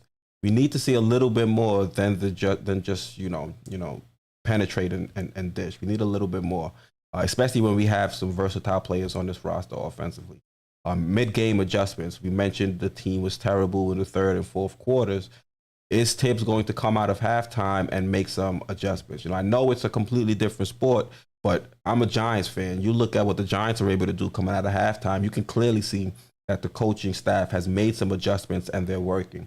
I want to see the same thing with Tom Thibodeau. If we're having a hard time, if we're struggling in that first half, I want to see Tibbs make some adjustments so we can get some easier points in the second half. Maybe we can, defend a player that's been going off a little bit better. So I need to see Tibbs actually make some adjustments, not only half to half, but also quarter to quarter. You know what I mean? He can't be rigid in his approach and say, we're starting the game playing this way, and this is how we'll play for the rest, for the entire 48 minutes. You talk about plays after timeout. You look last season, this team had a lot of boneheaded mistakes coming out of timeouts. That's unacceptable. And that falls on the coach once again. Tibbs has to have his guys prepared coming out of these timeouts, and, discipline, accountability. We mentioned that, with Derrick Rose, him having his media availability, and he's talking about holding guys accountable. I think that plays into talking out there on the court, being able to hold guys accountable. That's why you hear some of that chatter, calling out a guy, letting him know where he needs to be. That all takes it. That's all a part of holding someone accountable. Tibbs with discipline. With discipline, the only person he has to discipline is Julius Randle. I don't see anybody getting out of control out there on the squad, but we'll see. And then nepotism. I think nepotism is going to be a real big thing, especially with Jalen Brunson, because they keep talking about it's a family thing and blah blah blah. I don't really care if it's a family thing. Can he perform? That's all I need to hear. Who cares if Leon Rose is his godfather? That got nothing to do with me. Just, can you play basketball? Can you excel at the point guard position? You can leave all that other, Leon Rose is his godfather nonsense. I don't need to hear that during the broadcast. Let me know how well he's playing. Keep all that other stuff to page 6 on the post. And then, so Foxy, what are you looking at for Tibbs and some of the keys? Well, the keys are on the screen, but what are you looking at from Tibbs this season in evaluating his play? Yeah, his coaching? I think you said it so beautifully last week, Keith. God bless you that you said that, we're talking about development of our young guys and everything, but what about the development of our head coach, the evolution of our head coach? So like you said, how many times, plays out of timeouts last season was give the ball to Julius Randle. That's not a play. So that's, again, I'm hoping the Brunson effect, and also that we talked about possibly closing teams of having D Rose there besides Brunson, having 2 shot creators. But mid-game adjustments, we said that we talked about Tibbs having a career 25-36 playoff record and losing 4-1, 4-1 the last 2 series, 2-8 in the last 2 series. A lot of that is attributed to lack of mid-game adjustments. So those are the things. Our guy George did a brilliant, many shows last year from Into the Nick verse on our guys on minutes management not having any legs left in the fourth quarter. And, so having this depth, let's do that. So if you do have Obi, you do have Randle, let these guys be a lot fresher for those last 5 minutes of the game where we were atrocious last year, and put Brunson so Brunson's the guy. Let him be the guy. You talked about him going 9-9 from the foul line. So yeah, and he's a dog. It's not something that he's going to be. One of the things that we last year with 3 seconds left or something, if Julius got fouled, Julius looked scared. He had this look in his eye for that big 6'9", chiseled guy. He looked like he was about to cry. No parts of the moment. He didn't want any part of that moment, exactly. And Brunson's just the opposite. So that's why I'm looking for that. I think it's going to be key that we'll find out in the first, especially with this early season schedule. Let's up that rotation. You have the depth, keep the guys fresh for that fourth quarter, bring in that closing lineup, and and the disciplines. Shout out to our guy JD. Talking about template. Also, JD, congratulations on the New York Post interview. We're so proud of him, man. Exactly. Let's hear that, man. Everybody, let's have a shout out for our guy JD. Salute to JD. And that great term of his of template coaching. We said last year he was a cooler at times where guys were going off, and it's like, now let's take him out. Why are you taking him out? Because at 8 minutes and 13 seconds of every game, I take out and bring in the other guys. That's where we want to see that evolution, man. You can't do that. He has to have his finger on the pulse of the game to feel,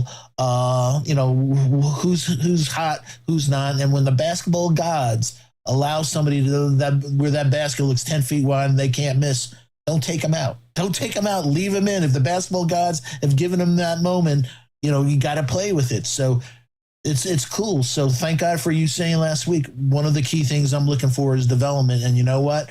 We're going to find out in 15 games, folks, if there's been any growth in Tibbs, or he's just an old dog that can't learn new tricks. Yep. And if he's unable to learn new tricks, he'll be looking for a new employment. Yeah.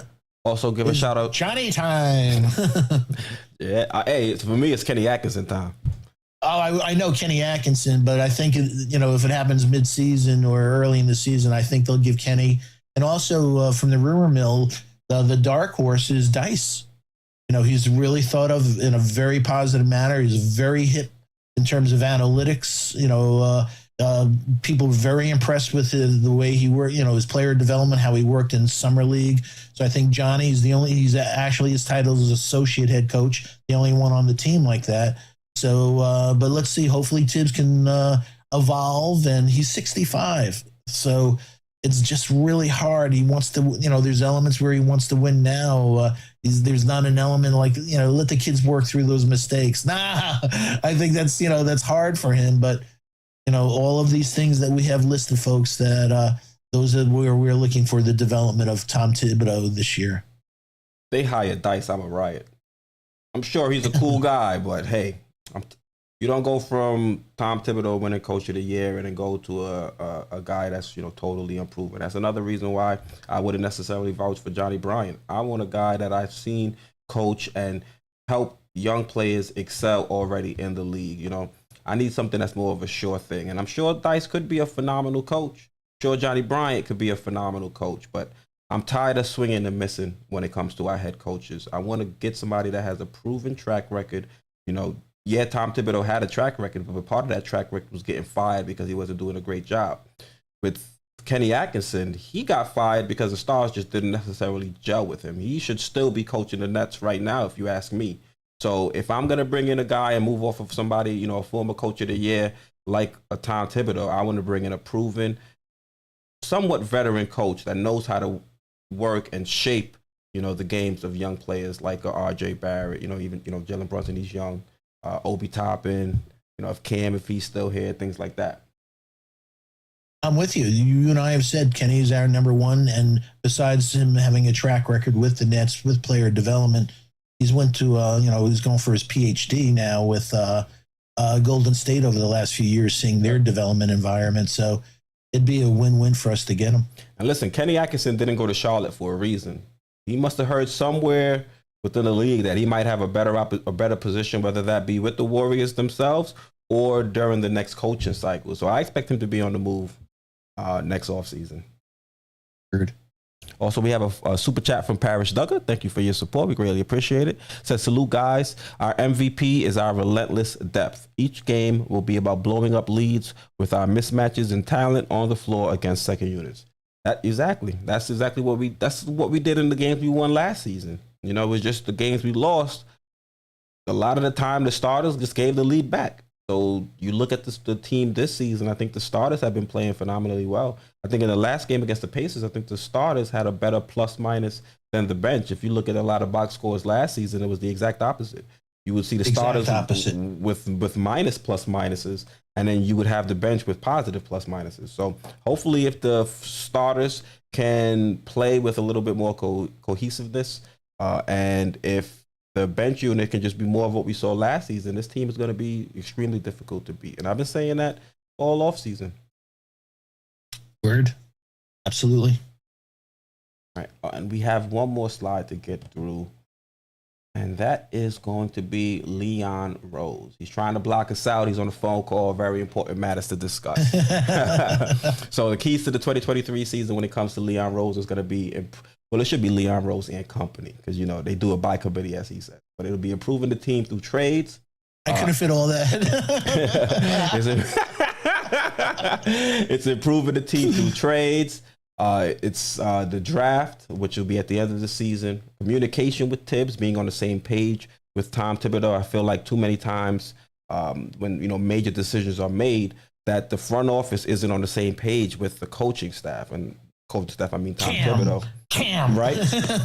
Among other things. So for those two to be in line and to be in step, I think is very important. And we'll see with some of the acquisitions and moves that are made throughout the season. You look at salary cap management and also having a head coach contingency plan just in case we have to bail out on Tom Thibodeau this season. And just being cognizant of this early schedule with a young team, that this can go sour quick. And you know what? If you are running like a corporation, corporations have contingency plans. So that, you know, whether we just said Johnny Bryan or whomever, that, you know, they say, hey, you know, that you have different risk models, that if we go good, well, if we do this, okay, if this doesn't work out, what are our selections? If Tibbs hasn't shown the development that we want with these young players, then, you know, what do we do? So, yeah, all those things. We, you know, George and I were talking yesterday about Terry Eason, that he's killing it. So for us not taking a draft pick last year because we messed up other things, the front office, because we needed to trade that in order to sign Jalen Brunson, we shouldn't have been in that position when we could have drafted somebody that could have really made a huge difference. So having a guy that, you know, that can do all these things on both sides of the ball, that's uber athletic, that's an infusion effort. So this year, folks, you know, we talked about there's a phenomenal draft coming up, and hopefully, folks, some of you saw the two games with Wembayama and Scoot. Scoot got injured early in the second game, but those are killer, man. Whomever gets those two guys, Wembayama, his fluidity for a guy that's 7'5" with an 8-foot wingspan is unheard of, you know. And Scoot is the next coming of Derrick Rose, folks.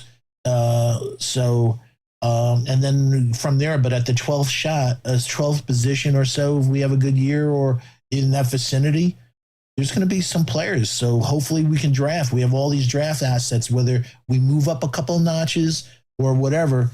But finally, can we draft somebody and not fucking trade down? Even though we hit when we trade down, but yes, I totally hear you on that. Well, we hit with really good role players. We need some elite talent on this. We need elite talent. That's my guy. Like elite the Pistons, talent. Would you say the Pacers have elite talent in Halliburton and Duarte? I think they're kind of borderline. I think they have the potential. Mathurin is elite talent. Well, I didn't get to Mathurin yet, but I was thinking between Duarte and Halliburton. Well, they have elite skills. So the beauty is Halliburton has elite court vision. You know, I think in a few years on the right team, he's a triple-double every game. You know, I could see him at 13 points, 11 assists and 10 rebounds because of his stuff and his steals and everything. You saw him have, what do you have? The other night, most quietest. You look up and he's killing. Yeah, you're like, oh shit! I didn't realize he had 20 points. 7 assists. Wow, holy moly! Yeah, so yeah, and Duarte's a great shooter. He's 25. He's a little old for my liking in his second year, but we want somebody that has an elite skill, not somebody that's really good at a lot of things, but I don't know really if they're elite. And I think Mathurin could be Rookie of the Year this year, man. He's special.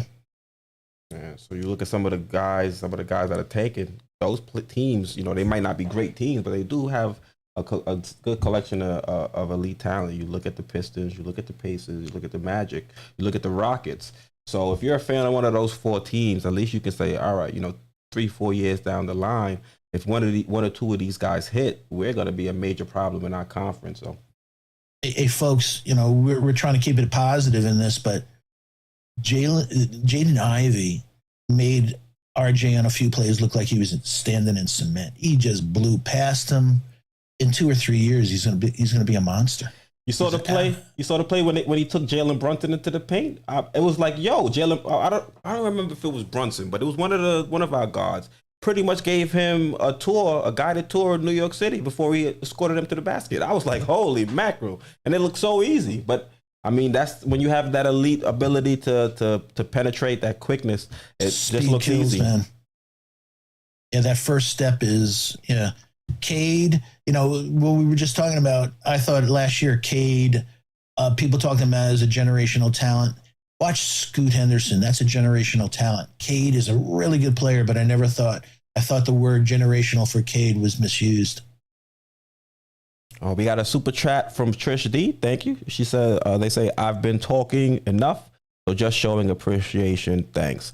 Honestly, you can never talk too much as long as you're not spamming in the chat. Like we say over, time and time again, you guys are the third co-host of the Sunday stream. So we pull a lot of content from the chat and we discuss it here on stream. So never feel like you're talking enough, talking too much. Everything could be used throughout the show. So make sure you guys have solid conversations in there and bring up points you want us to get into. Yeah. Hey, folks, we have 143 in the chat. We're 94. We're only 6 away. So if you haven't hit that, takes a second. Please hit that. If you have subscribed, again, thank you so much. Please tell a friend to tell a friend. We're at 6.33K. We're trying our hardest to get to 7K in a very, very short time. So please, if you haven't subscribed, like we said, the one-stop shop for Knicks news, rumors, and analysis, please share the link on your favorite social media platforms. Please turn on that all reminder bell. Shout out to the replay gang. We answer all your comments. And last but not least, shout out to Justin L. Hope all is well with your son.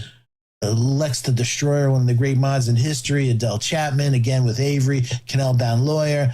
Julian Blum. I love my Bronx brother. John Talento, the legendary John Talento. Jesco, again, thank you for the kind words. The original DSJ, the Wrench Mob. We appreciate all you do. Yeah, Jesco, he heads SVT Europe. So thank you for tuning in. Yeah, and before I saw DSJ Delano causing problems, he said, I heard Stephen Fox was going to buy everyone in the chat a pair of Trophy Room Air Jordans. Appreciate that, Foxy.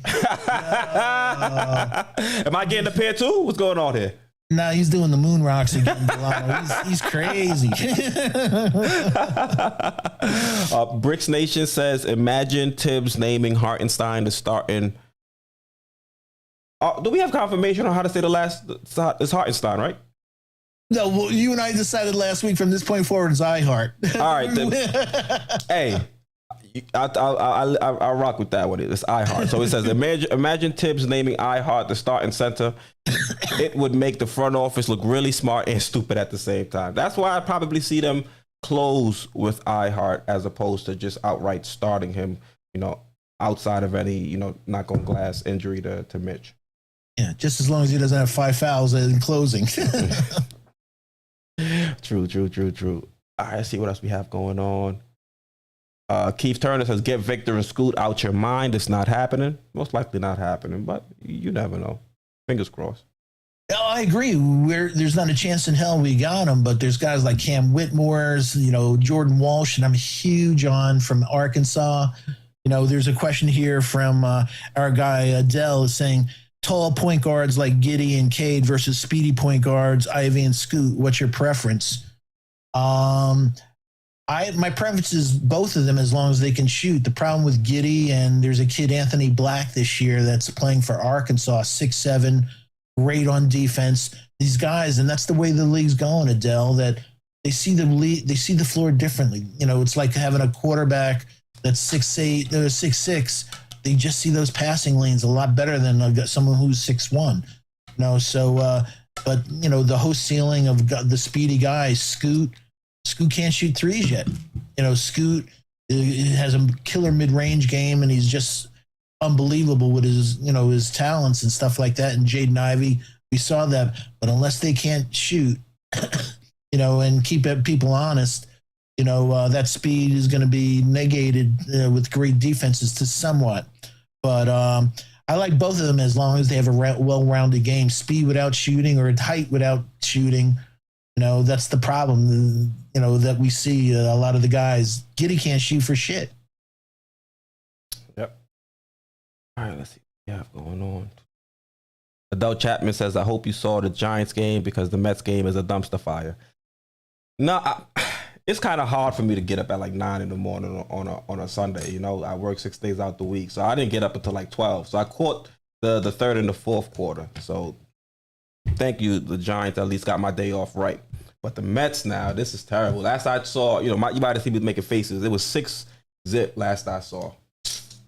Yeah, We're but done. I'm old. I'm a Yankee fan. I have to be. It's my DNA coming from the Bronx. And you see Chapman left off because he blew off a workout, and that's after getting infections from tattoos, and that's I hate punks. Nah, man, I do. And he's also the last several years in playoffs giving up home runs. The end of the season, he walks off the mound with a smile on his face. Get this dude out of here. He's a punk. So good riddance to bad rubbish. Go Yankees. Go Yankees. Go Yankees. Yep. Salute to Jesco. Thank you. He says 103 likes, by the way. We got over that 100 threshold. Appreciate you guys. You always got our back, man. Yep, Love you guys. Always hold us down. Lex the Destroyer, he said his teams are Knicks, Yankees, Giants, Rangers. Mine are Knicks, Mets, Giants, and then I root for the Islanders because they have the same colors as the Mets and the Knicks. Is that a good reason? Yeah, I guess so. I'm a Knicks, Yankees, Jets, and Rangers guy? I used to be an Islanders. I was a fanatic Islanders guy, but I'm old. That was Mike Bossy, Brian Trottier, Clark Gillies days. Dennis Potvin. And Potvin still sucks in Madison Square Garden. I hear you. And I'm a super casual hockey fan. Like I said, the only reason I like the Islanders is because I don't like Rangers fans because most of them are Yankee fans.